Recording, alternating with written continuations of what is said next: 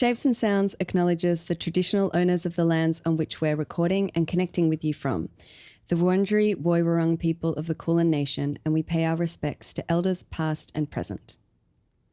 Welcome back, everyone, to Season 3 of the Asian Mental Health Podcast. Hello. I want to ask you both, what have you both been doing since the last season, which was 2024?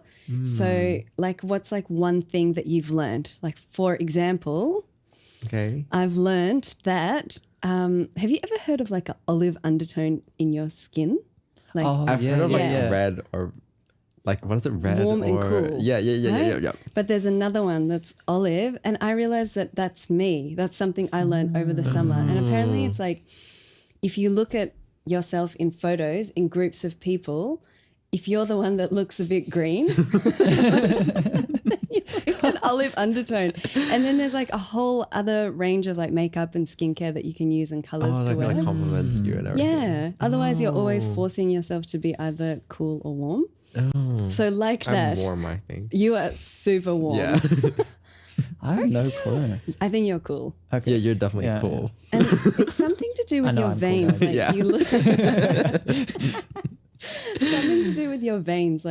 What color would you say your veins are? Blue? Yeah, mine are blue. Oh, blue. What It's are something yours? like that. If it's green, then you're warm, and if you're blue, then you're cool.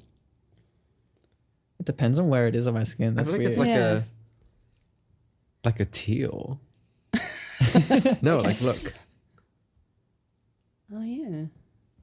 But you are definitely Oh, yeah, warm. what the hell? You're the warmest person I know. Yeah, I think I have a red undertone. That's what I've been told. A red undertone. Yeah. Okay, so just like that, what's something new that you've learned over... Oh man, that's a hard question. I know, it's a hard question. And Since, what was it? August? Yeah. Whatever, yeah. I don't know. okay, because the reason why I ask you a difficult question like this is this season we're going to talk about work, but in the work context, let me give you some advice that you should always have some little weird tidbit of small talk up your sleeve, because when you do work, you always need these little stories to fill the space. Oh. Right? So there you go, life lesson 101. Think of fun, interesting stories. Yeah. I'm going to fail in the workplace. Yeah. But like I said, this season we are talking about work. And as you can imagine, or not as you can imagine, probably as you know, work is such a big highlight, maybe a highlight or such an important factor in so many of our lives. And it can really impact our mental health and our well-being, both positively and negatively. So we thought that it was a really good conversation to have across a full season. As a fun fact, did you know that we spend a third of our lifetime working, which is 90,000 hours approximately? 90,000. That's crazy. It's a lot. That's too much. It's so crazy. Oh no.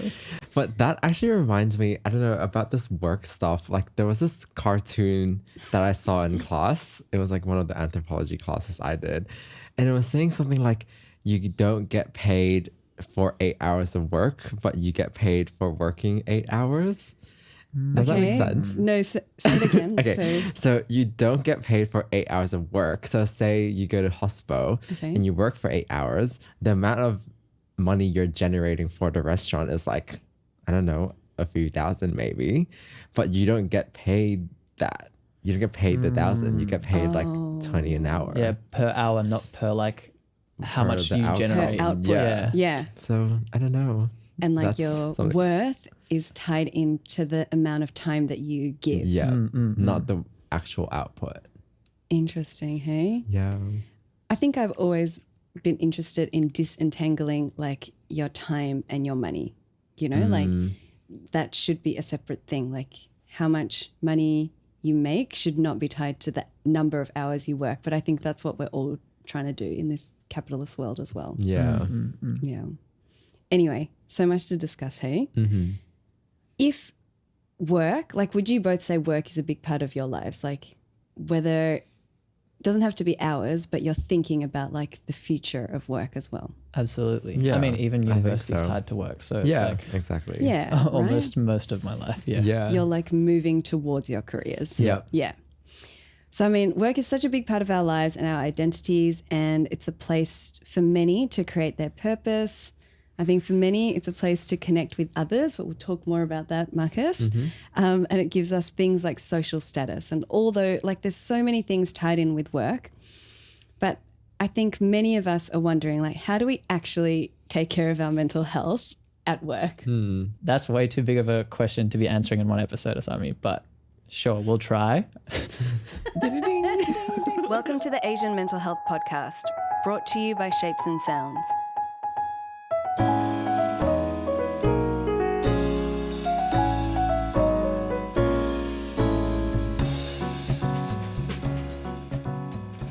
The theme for this season is the silent hustle, ... work and mental health. So over the next 7 episodes, we'll be talking about work from all different angles. We'll be hearing from a few different guests as well about their work and how they navigated their careers. Obviously, within the room, I've been working for the same amount of time that you both have pretty much been alive. Pretty much, I would say. Yeah. Probably more if I count like part-time work as well. Mm-hmm. So we'll bring out different perspectives. Let me share my wisdom. Yeah. You know? But tell me, this title, The Silent Hustle, what does it mean for you, Marcus? Well, when I think of like the silent part of silent hustle, I think reflecting on my own experiences and like sort of my cultural upbringing, I think there's a lot of emphasis on like always looking inward and like turning to yourself to sort of resolve any stress you have with work, with uni, with life, anything. Yeah. And I guess that's kind of like how, like what we say when Asian cultures are, I guess, more collectivist. I think we touched on this like in previous episodes before, but like, because there's that emphasis on like maintaining interpersonal harmonies all the time. It's like anything that's stressing us out, any sort of like struggle we're facing is always sort of like kept inwards.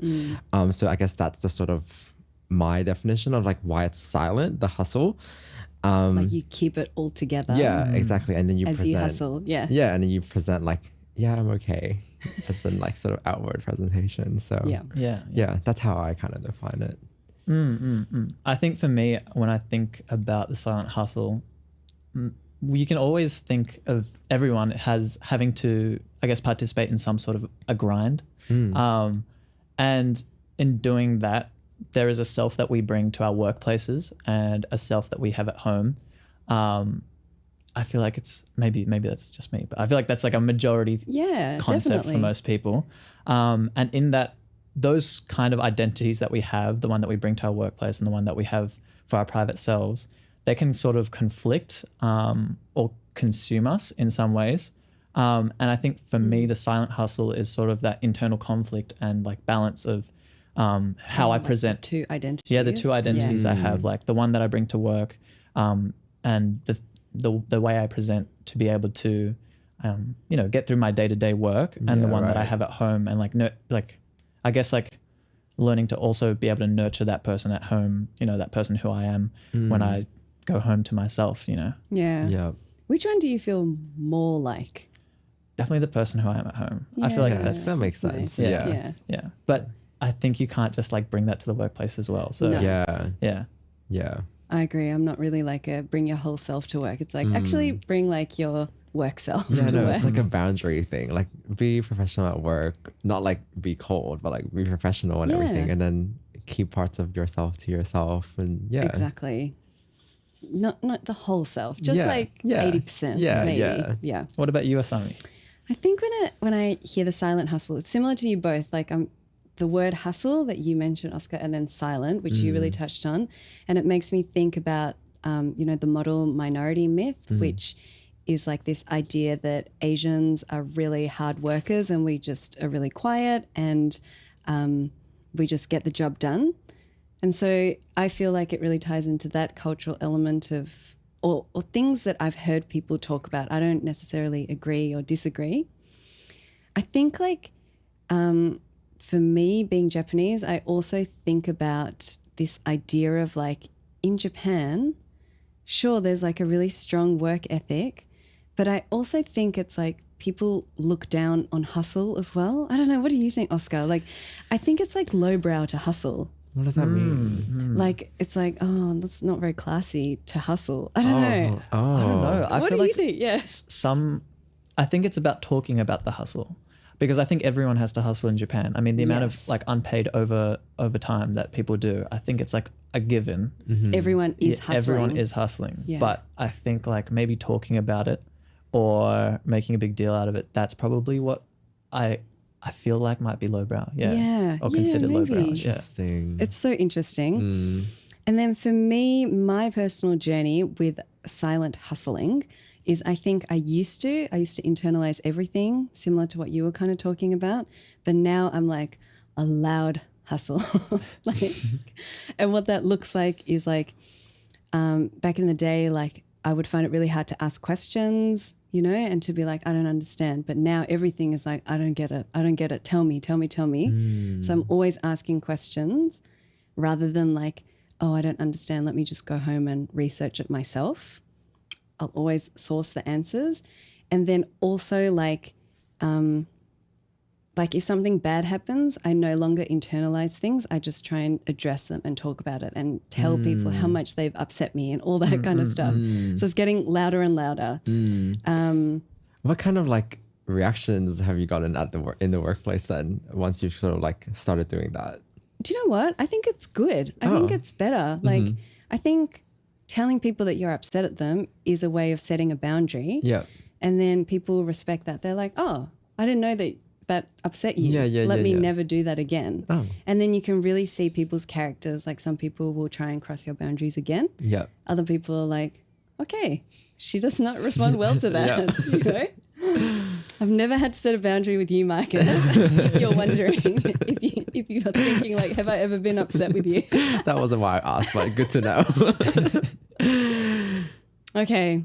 So there's many themes. I think everyone kind of dropped a few big ideas in that conversation. So there's a lot to talk about, and that's exactly why we chose this theme. Let us always contextualize our conversations in the fact that we are on the Asian Mental Health Podcast. We are Asian people navigating work within a so-called Western society or a multicultural society. So we'll tie our conversations with that cultural context as well.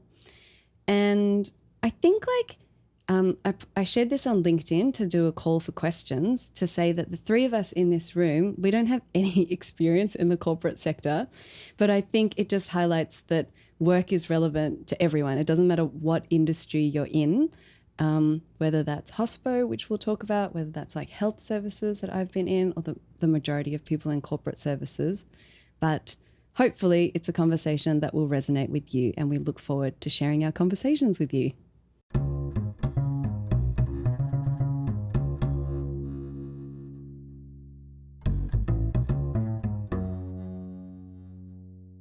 Because we're on the Asian Mental Health Podcast, we've got to look at that intersection between Asian culture and work. You know? I think it's really important that we acknowledge that the sort of cultural influences in work, because our culture upbringing can influence so many things, like how we interact with people at work, how we respond to different things at work. How we interpret things? Yeah, how we interpret or like things. how people perceive us? Yeah. So yeah, I think there's a huge cultural influence to that. Yeah. Do you think that, like for you, do you have any examples off the top of your head? Ooh, I don't know. Yeah, because it can get like very overgeneralized too. Yeah, right? I'm trying not Yeah. to overgeneralize. Okay. Like, I think obviously there's that narrative of like Asian people are a bit like quiet in the workplace and everything. And it's like, yeah, like maybe that's because like Asian people are collectivists and everything. And they're like, yeah, trying to promote interpersonal harmonies at work and whatever. But I feel like something important to sort of remind ourselves is that we're not all Asian people are interdependent, or like not all of them are like sort of have a strong emphasis on collectivism. Like it depends on like, I don't know, how long you've lived in Australia, how much you've acculturated. And everyone to some extent has some sort of, they internalize some degree of both. I feel like independence and interdependence. Yeah. So yeah, I don't know. I think that's It depends, also right? important to know. Yeah. And you kind of spoke about that big word, acculturation. Yep. So if we just kind of try and summarize it, Yep. it's like when acculturation is this term that describes people migrating to other countries. Yep. And when you do, you bring a part of your home country's culture with you. But over time, you kind of adopt the culture and the values and the way of living of your new host culture. And acculturation is when that becomes like really seamless and you've integrated both your old self and your new self. Yeah. Whereas assimilation is more like you just adopt the new one and let go of your old culture, right? Yep. So maybe it kind of ties into this idea around skilled migration. Like skilled migration is this thing that we have, many countries have it, but in Australia, like we have a list of gaps in our service system or like the jobs that are lacking in our country. And so then if people want to migrate to Australia, we're seeking people that fill in the gaps, you know, so then those professions will get put forward for visas and it's easier to get a migration visa to come into the country. And then what's really interesting, I think, is like no one's really talking about the intersection between skilled migration and mental health. But I think like when skilled migration goes wrong is like when people internalize that your worth is literally tied to your job. You know what I mean? Like their worth in coming to Australia is like, you're contributing this part to the economy. Exactly. And so therefore, like if you're not doing well at work, then what does that say about you? Or like how can someone on a skilled migration visa take mental health days and like take leave and like, oh, I'm just going to take a sabbatical when really like everything else is resting on their connection to work. You know And I can imagine that's also like intergenerational, as in if your parents have come through that skilled immigrant sort of pathway, and there is that emphasis of value on your performance at work, how does that also affect and shape you as a person and your own values as well? Yeah. Like it makes you think like, oh, okay, I contribute, therefore I am. Yeah. We actually spoke about this in our recent community of practice. And for those who are interested, what we do is every single quarter, so every 3 months, we bring together a lot of Asian therapists that practice all across Australia.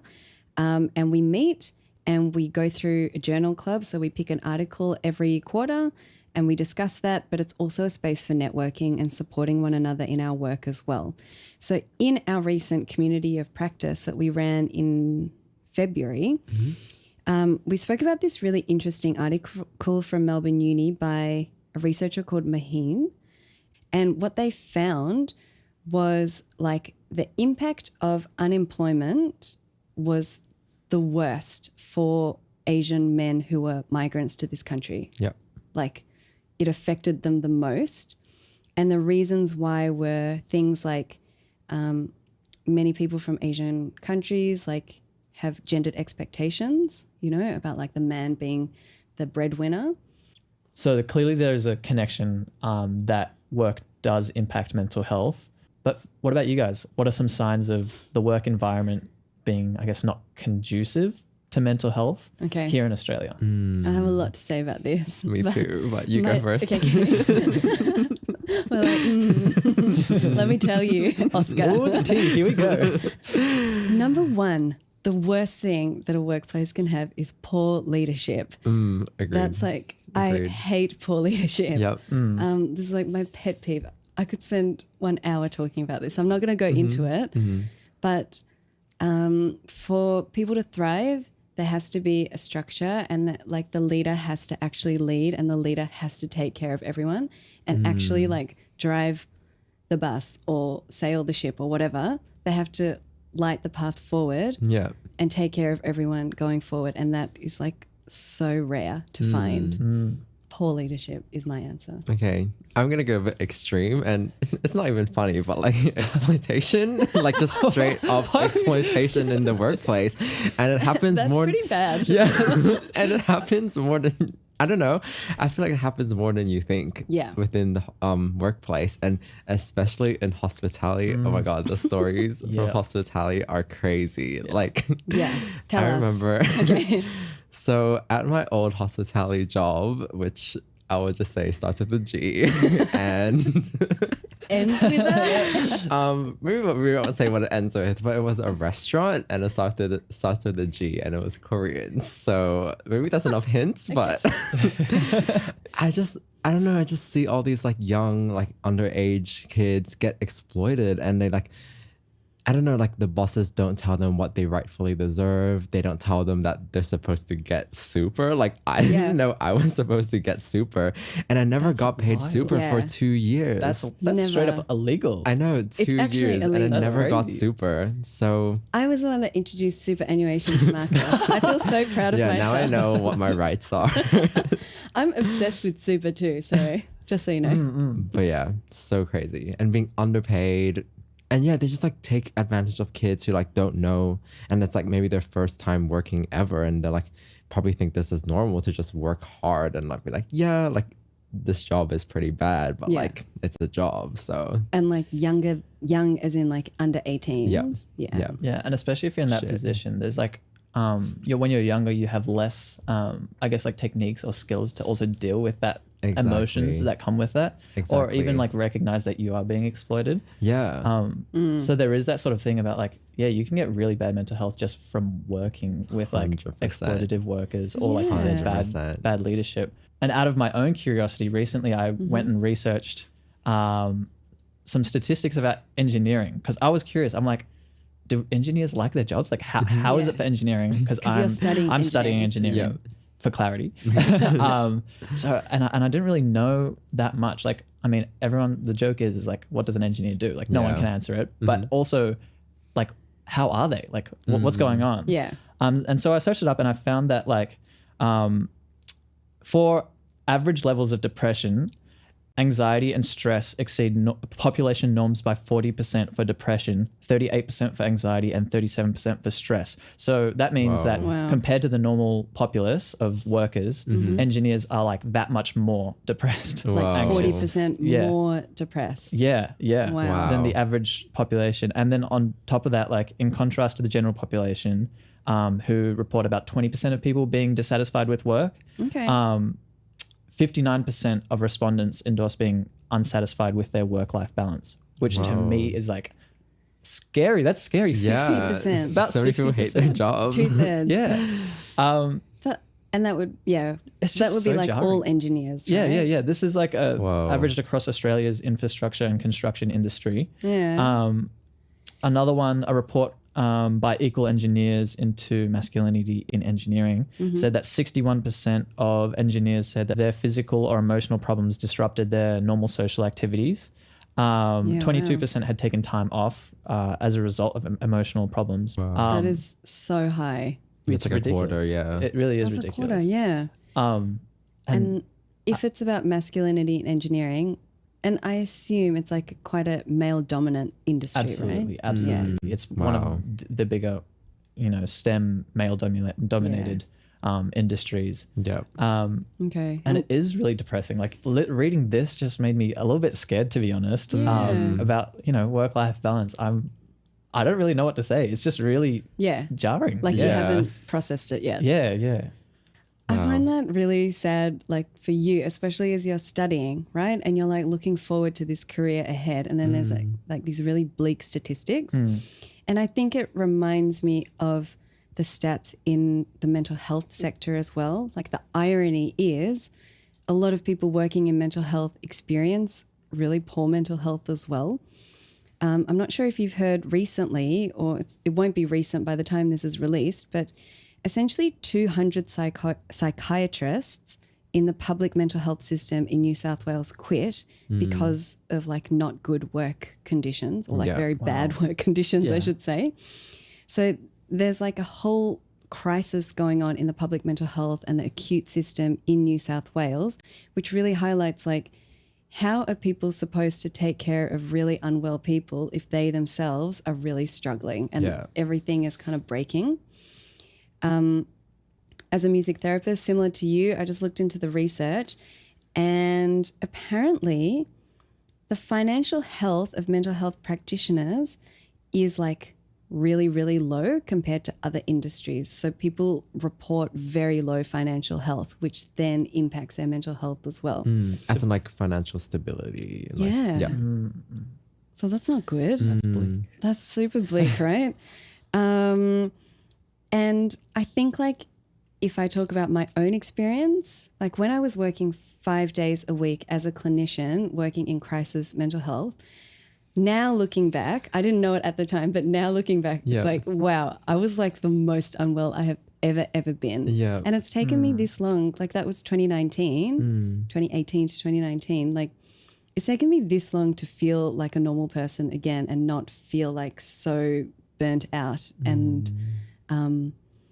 I don't know, isn't that wild that like the people doing the frontline crisis work are Yeah. experiencing really bad mental health themselves, and there's not enough support to bolster them, like not enough financial stability, not enough like systemic support to Yeah. keep them well, to keep everyone else well as well.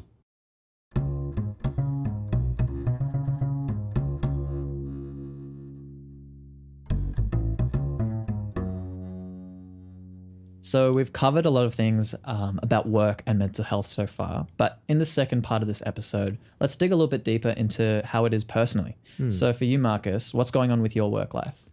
Okay, so obviously I'm still in uni, and I think I mentioned this in other episodes before, but I'm doing my honors in psych, which has been really competitive. But recently, in the past, like maybe half a year, or at least I really definitely felt it the second semester last year, is that I started to feel like really burnt out and like kind of losing sight of the long-term like end goal I'm trying to reach, just because there's such an emphasis on just like trying to get the grades, trying to do the best you can for the semester. And it's like I'm putting so much energy into trying to like do really well, and it's like I'm just like kind of really tired, and like I can't really like think about like where I'm gonna go with my career. Do you mean like you forgot like why you're doing this Yeah, as you're kind doing of. it? Yeah. And it's like, yeah, I'm just doing this now because I'm just trying to get a grade, but it's not like I'm trying to do well because I want to get to this point in my career kind of thing. Yeah. I don't know. Yeah. And I think a lot of that sort of influence or like negative impact on my mental health comes from self-criticism as well. Like, and yeah, self-criticism, and like, I guess a lot of it is like imposter syndrome as well. Like, because for me, I think it's never so much that like there's nothing to sort of reassure me externally, like a mark or like feedback from someone that like, yeah, I'm doing okay. But it's more like me trying to convince myself that, yeah, I am okay. Like this is showing me I can do it. Yeah. And Chill even out. if, I don't know. don't you think like even if someone's like, you're doing a good job, but It's so hard to believe. yeah. Yeah. Why? I don't know. I would love to know why, but I don't know. I think from my personal reflections, a part of it is because I'm not very confident. So then I'm never really the type to like claim like, yeah, like I can do it, like that kind of thing. Like, yeah, I am doing Yeah, a good I don't job. want, because I don't want to be like so confident. It's like, yeah, I can do it. Like I'm not feeling like an imposter at all. Like that doesn't, I don't know. That's just not me, I think. So then it just, but then that feeds into so much self-doubt and criticism. So yeah. I know we've touched on it before, but do you think it comes from family or culture or like? That's really interesting.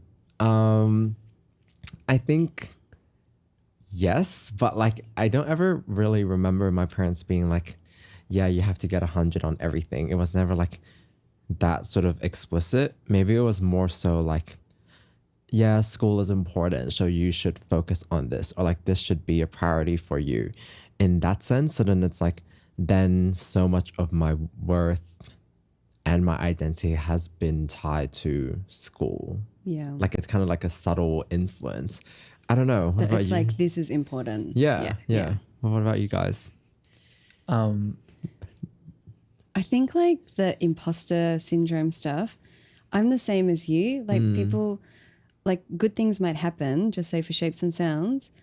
But even then it's like this second level of processing to be Yeah. like, oh, I did well, Yeah. you know?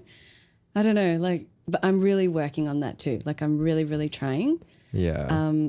And I think like something that you mentioned a while ago, Oscar, that I really resonated with was like the idea of like privilege that kind of contributes to imposter syndrome. Yeah, Do you know what I yeah. mean? Like you go, you explained it well. A thing that I'd been thinking about was like I definitely feel the same sort of like imposter syndrome, or I guess it sort of also feeds into a level of perfectionism. And I think the reason why I tried so hard, I'm similar to you, where it's not like my parents were like, no, you must do well. I think a lot of it came from myself, but I think a lot of that in itself came from a broader look at like my context. I think knowing what my grandparents went through and knowing my privilege as being someone who lives in Australia, lives near a city, that in itself brings you into like, 0.1% of the whole global population, Yeah. and I think that knowledge is sort of a driver of being like, so what are you going to do with all of this luck that you've been given in a sense? It's like, Yeah. I do feel like this pressure where it's like, you've been given the cards. Yeah. It's up to you to do the most with it. And I think sometimes you can take that to the extreme where it's like, no, I have to do like the full potential. I have to completely like live up to my 100%.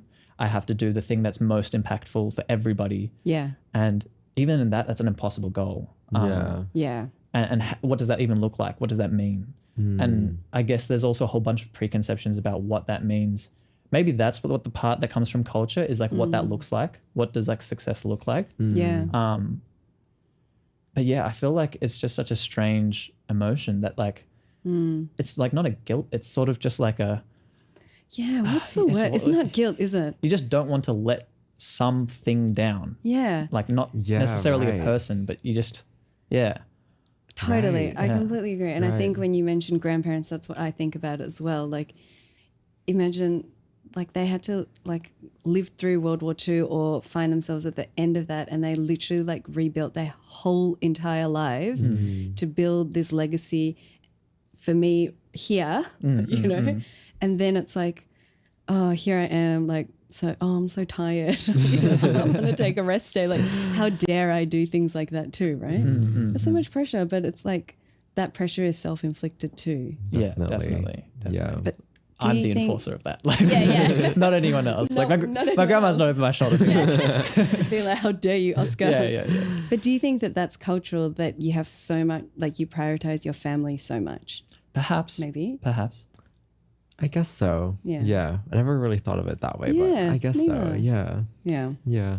I guess like zooming out though, back to what you were saying in the Okay. first place about, I guess like a sort of general anxiety about the future. Yep. I'm definitely feeling that as well. Yep, Like, yep. I just want to be clear. Okay. Like, Yeah. I'm Yeah. Is kind this of- what's going on with your work life? Yeah, Okay, definitely. Tell me. Yep. Yeah, and like especially after seeing those statistics, like 59% of engineers being unsatisfied with their work-life balance. Like, yeah, I'm a little bit scared. Like, who wants that? Yeah.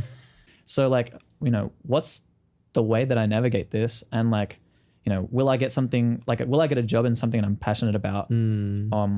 Or even more generally, like, am I on the right path? Is this really what I want? I don't know. It's Yeah. such a, I don't know. It's such like a random question to be throwing in there, but just the, But I want to ask you, like, is that your criteria for your work decisions too? Like, I want a job that I'm passionate about, or is it like, I want a job that gives me cash to live the life that I want? it's difficult. I feel like that's such a hard question. I don't know. I don't have the answer Yeah. to that, to be honest, but I think I value too much, like having some sort of a passion for your work where I couldn't just be like, only for money. Yeah. And I think you actually, there was a statistic somewhere. I think it was a Deloitte write-up that said something like The Gen Zs.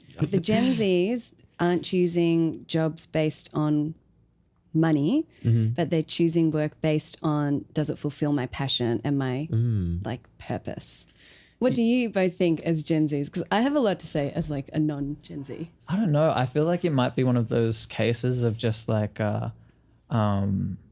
selective timing. I'm sure if you went back 50 years, people would care just as much. I don't know. That's at least my guess. But I guess it's a paper, so I'd assume that they're right. I don't know. Deloitte.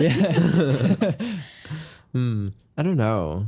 I think maybe it has to do with like us having so much choice and like being exposed to so many things. So it's like, yeah, like why would I do something that I don't like? Yeah. If there are like 5 other things I'm passionate about. And I think like, I don't know, like you can like be an influencer or anything right now and like you can earn a lot. So it's like there are so many different career paths that you can do well in. Yeah. So it's like, why settle for the boring job, you know? Boring 9 to 5 or Yeah. something. Yeah. I think my take on it is, or the angle that I bring is I'm a human that for my whole life, I took it to the extreme. I'm one of those people that took any interest I had and then made it into work, you know? So like when I was very young, I did a lot of yoga. So I took it to the extreme. I went to India and I became a yoga teacher and then I taught full time for like 12 years. And then I was like, oh, I hate this. This is so boring. And I've taken away this one thing that's really important to me as well. Like that was like my own practice. And then I commodified it. And then after that, it was like music. Like I love music. All right, let's become a music therapist. And let's, again, turn that important thing in my life into my vocation.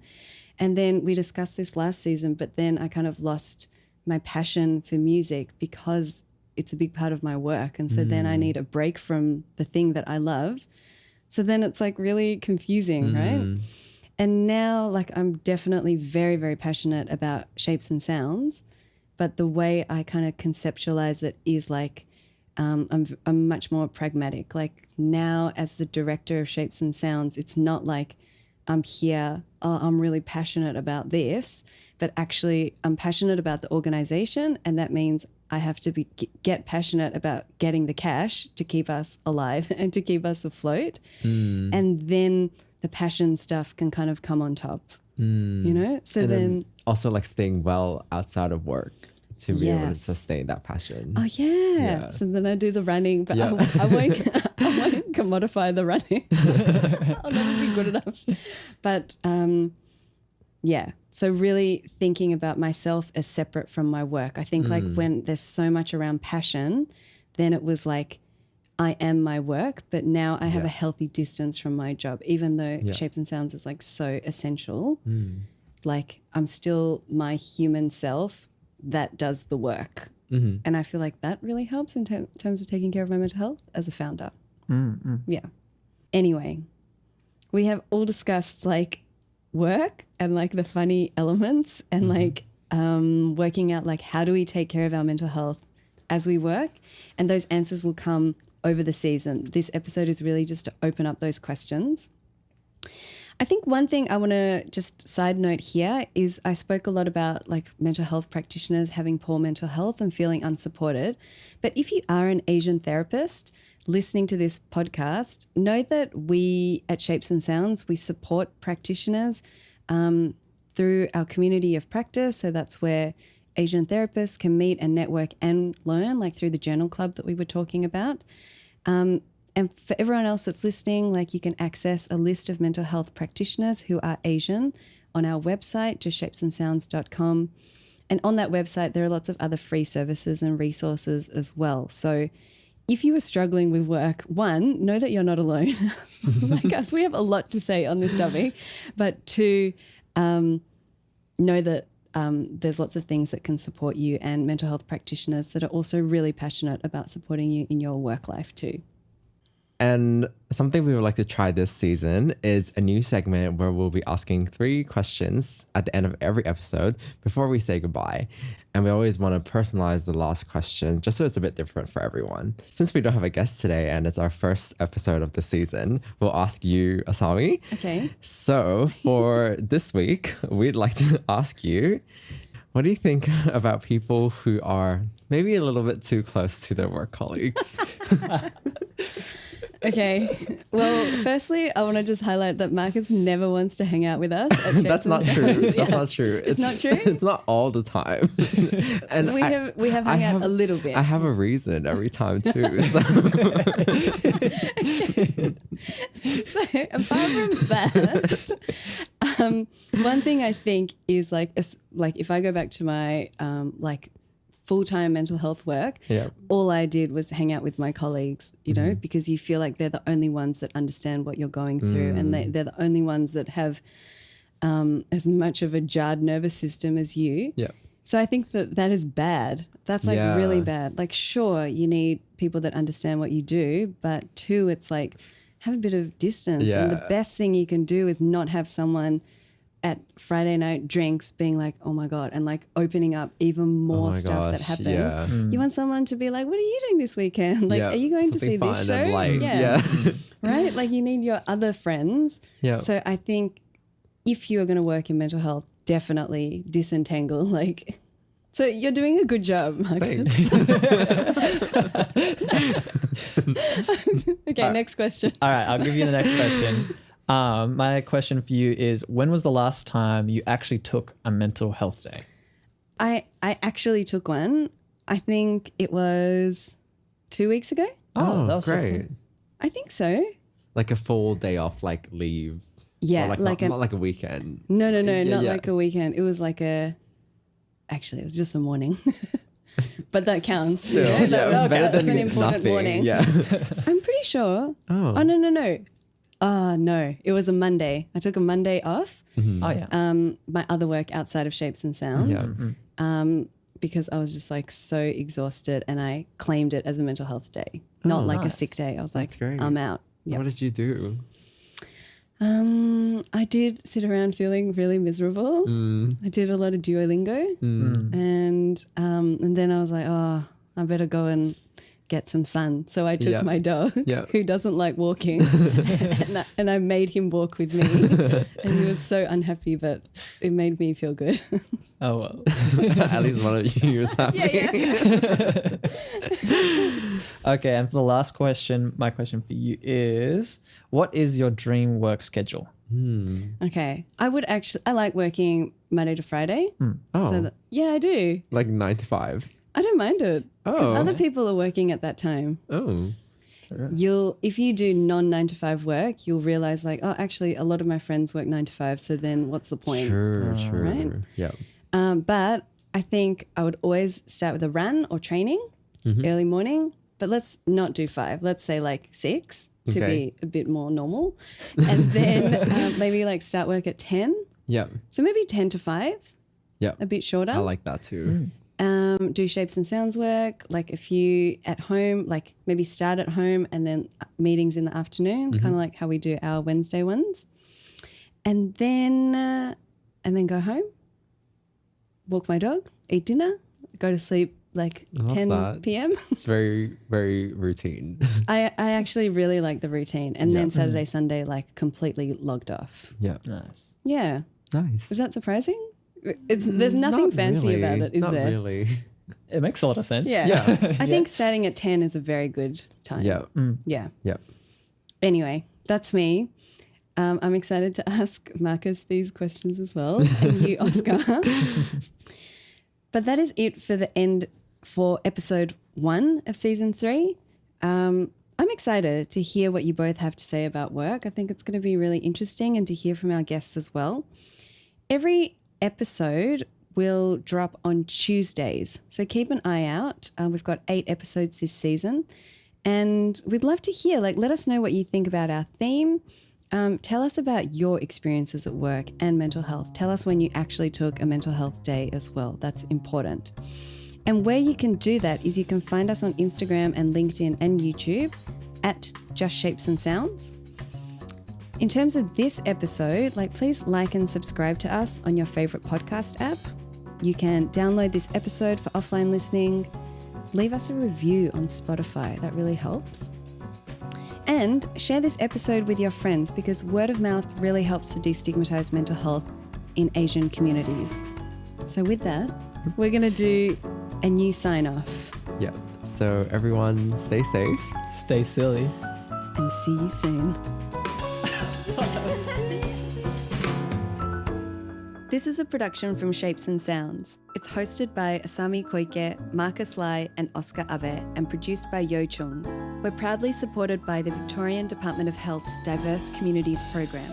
All thoughts and ideas you hear are independently ours and our guests.